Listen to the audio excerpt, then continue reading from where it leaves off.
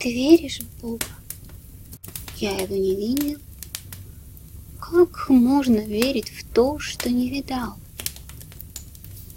Ты извини, что я тебя обидел. Но ты такой ответ не ожидал. Я верю в деньги, их я видел точно.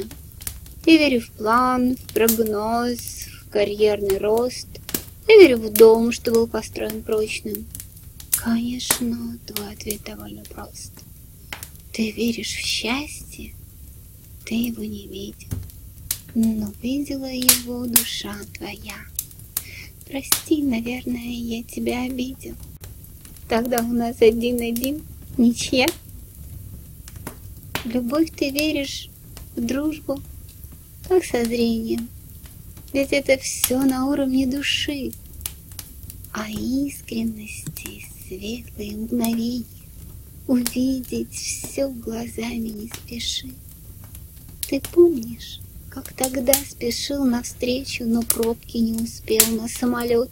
Твой самолет взорвался, в тот же вечер ты пил и плакал сутки напролет. А в тот момент, когда жена рожала, и врач сказал: простите, шансов нет, ты помнишь, жизнь как слайды замелькала, и будто навсегда померкнул свет. Но кто-то закричал: «О, Боже, чудо!» И крик раздался громкий малыша.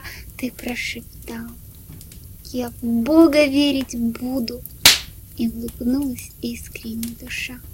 Есть то, чего в глаза узреть не в силах, но сердце видит четче и ясней, когда душа без фальши полюбила.